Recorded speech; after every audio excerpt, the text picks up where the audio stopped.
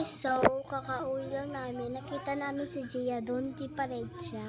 So masaya ako kasi nag-tiktok pa kami ng apat siya. So ayun, masaya ako. Pero wala naman yung mga classmate ko eh. Parang kami lang doon ni Gia. Kasi nag-parade sila. May ipakita ko na lang sa inyo mamaya. Ito po yung parade nila. Ayan. Ayan po yung parade nila. At tignan nyo yung YouTube yan sa part 2. Makikita nyo yan. I-post ko yan kapag siguro buwas ko pa yung i-post. So, ayun lang guys. Tapos meron pa akong sabihin na meron dyan sila ni Storya. So, ako meron na ako. I-miss sa'yo.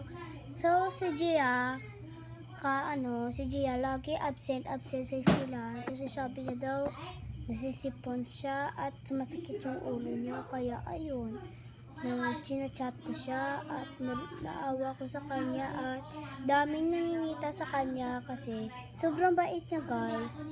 So ayan, sad ako kasi wala naman kakampi ko.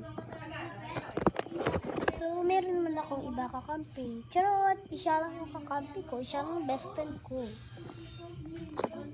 So, ayun lang guys yung sasabihin ko at ipakakita ko rin sa inyo mag-Christmas party. Ayun. Bye guys!